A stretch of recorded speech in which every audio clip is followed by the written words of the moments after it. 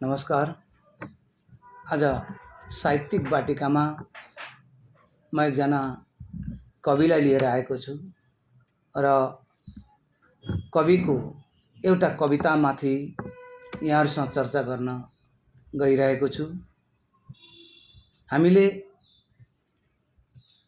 कवि भन्दाखेरि धेरैको मन मस्तिष्कमा चर्चित कवि कुनै हामीले पाठ्य पुस्तकमा पढेको कविको बारेमा सम्झिनु भएको होला, तर होइन। धेरै कविता लेखेर पनि आज ओझेलमा पर्नु भएको हाम्रो लखिमपुर जिल्लाकै एकजना कवि, जसले आफू मात्रै कवि नभएर धेरै कविता लेख्ने कविहरू जन्माएर जानुभयो। यस्तो असाधारण कामहरू गरेर जानुभयो।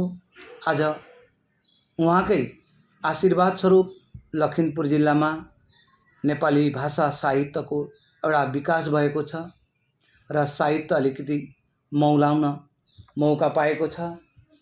उहाँहरूले जुन कठिन कामहरू सजिलो तरिकाले गर्नुभयो, तर उहाँहरू आज ओझेलमा पर्नु भएको छ। धेरै कविता लेख्नु भएको छ, तर कविको रूपमा आज हामीले उहाँलाई स्वीकृति दिन खोजेका छैनौँ र उहाँ संसारबाट बित्नु बित्तिकै उहाँको नामै हामीले आज कहीँ चर्चै गर्न छोडेका छौँ। यस्ता महान कवि लखिमपुर जिल्ला डङ्गीबिल निवासी कवि हमनाथ सुवेदी हुनुहुन्थ्यो। कवि हमनाथ सुवेदीले आफूले मात्रै कविता लेख्नु भएन, उहाँले अरूलाई पनि कविता लेख्न सिकाउनु भयो। धेरैले उहाँको आडमा आएर कविता लेख्न सिके।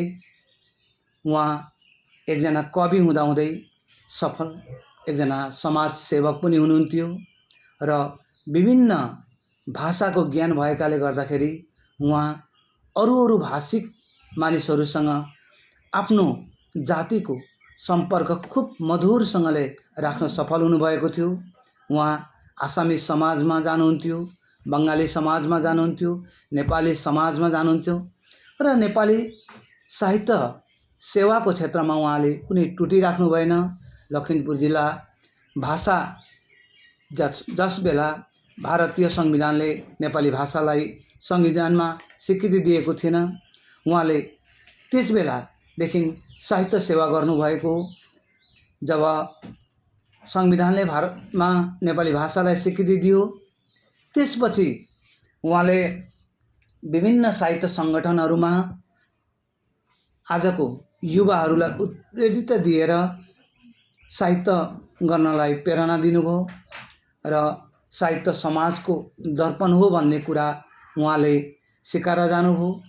र उहाँले पहिलो 1994 हुनुपर्छ, सम्भव 94मै उहाँले शङ्खनाद भन्ने एउटा कविता सङ्कलन गरेर लखिमपुर जिल्लाका नवीन प्रवीण कविहरूका कवितालाई सङ्कलन गरेर एउटा पुस्तक निकाल्नुभयो। खुब सम्भव लखिमपुर जिल्लामा पहिलो प्रकाशित भएको कविता सङ्ग्रह पनि त्यही होला। र पछि उहाँले आफ्नै छुट्टै पुस्तक नवोदित सूर्य भन्ने एउटा पुस्तक निकाल्नुभयो कविता सङ्ग्रहको। र त्यो कविता सङ्ग्रहमा विभिन्न प्रकारका कविताहरू सङ्कलित गरेर उहाँ एकजना मानवताको पुजारी, आध्यात्मवादी कविको रूपमा, सामाजिक यथार्थवादी कविको रूपमा समाजमा प्रतिष्ठित हुनुभयो। र उहाँ कहिले लखिमपुर जिल्ला साहित्य सभा, आजको साहित्य सभा, त्यतिखेर भाषा समिति थियो र साहित्य सभाले विभिन्न खालको काँचुली फेर्दै आएको छ आज। र कहिले सम्पादकको दायित्वमा, कहिले सभापतिको दायित्वमा, कहिले केन्द्रको विभिन्न पदमा आसीन हुनुहुन्थ्यो। र उहाँले यहाँबाट नेपालमा, भनौँ सुदूर नेपालमा गएर नेपालको काठमाडौँमा प्रकाशित हुने सुगन्ध पत्रिकाको असमेली नेपाली कविता अङ्क र विराटनगर वाणी प्रकाशनद्वारा प्रकाशित हुने नेपाली कविता सङ्कलनका एकजना कविको रूपमा उनी प्रतिष्ठा हुनुभयो र उहाँले धेरै राम्रा राम्रा कविताहरू लेख्नु भएको छ। ती कविताहरूको सबै कविताहरूको विश्लेषण गर्ने हामीसँग सम्भव पनि छैन र विशेष गरेर कविताको विश्लेषण गर्ने मेरो त्यति क्षमता पनि छैन।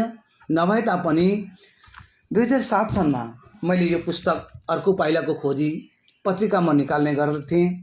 त्यो पत्रिकामा मैले उहाँको एउटा कविता त्यतिखेरै विश्लेषण गरेको थिएँ।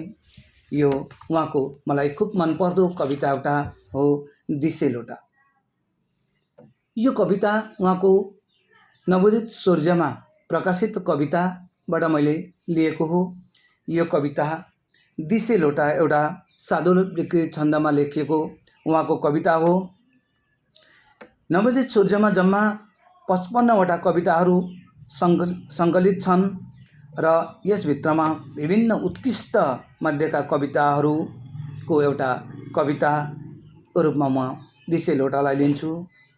यो 5 अनुच्छेदमा विभाजित छ र प्रत्येक अनुच्छेद केवल 4 पंक्तिका छन्। शिखरणी छन्दमा प्रयोग गरेको उक्त कविता दिसे लोटा।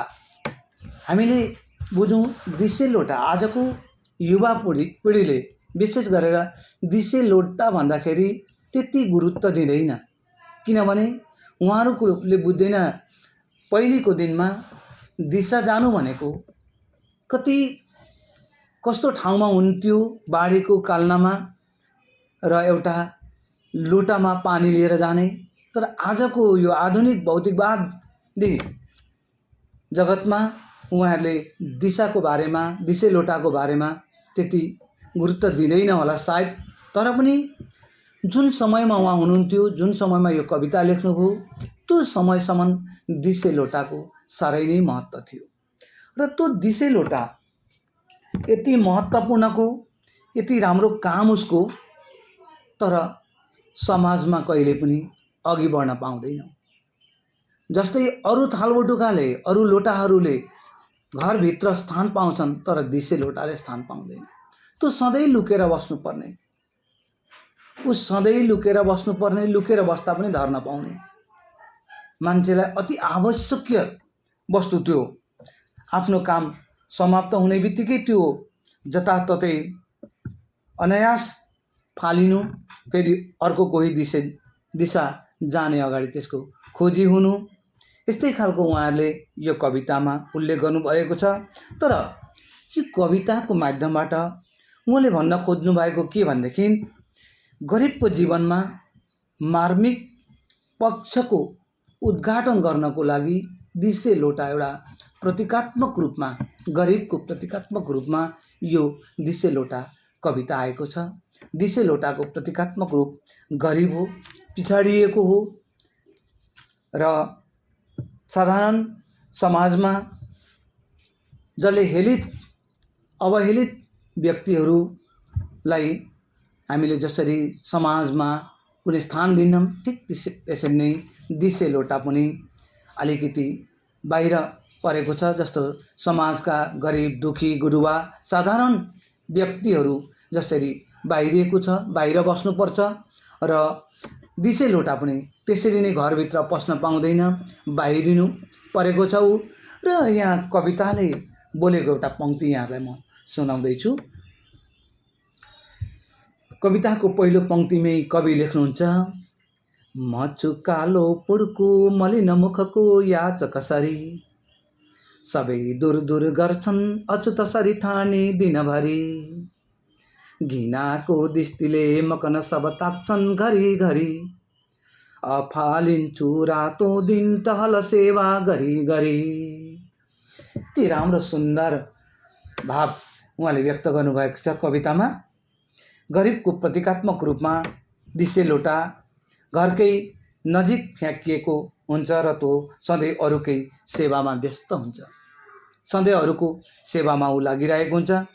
गरिबको पनि त आफ्नै रामझोपडी हुन्छ, उफ्नै आफ्नो स्वाभिमान हुन्छ, उसले पनि त बाँच्न पाउनुपर्छ। यो रामझोपडीमा बस्ने गरिब नोकरलाई दिसे लोटासँग तुलना गरिएको छ। देख्नमा कालो छ, पुड्को छ, घिनलाग्दो छ, अरूको हाराहारीमा बस्न पाउँदैन। जसरी अरू भाँडाकुँडाको तुलनामा दिसेलोटा आउँदैन, ठिक त्यसै गरी धनीहरूको जीवनमा गरिबको जीवन अति नै दयनीय छ। यसै कविताको दोस्रो अनुच्छेदमा म पात्र रिसाएर लुक्ता पनि धर नपाउने उल्लेख गर्दै तेस्रो अनुच्छेदमा उहाँले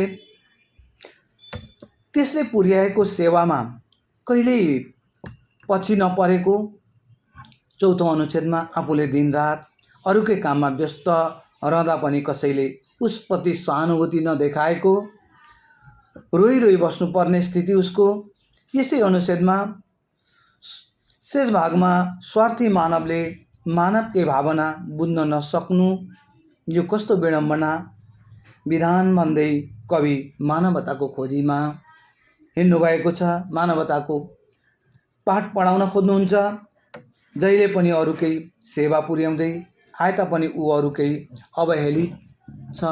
अरूको सेवा गर्छ, उसले सधैँ अरूको सेवामा व्यस्त छ, तर अरूबाट सधैँ वञ्चित छ। अरूले सधैँ उसलाई हेला गरेको छ। र यसरी नै छोटकरीमा मैले दिसेलोटाको बारेमा यहाँलाई सुनाएँ। धन्यवाद।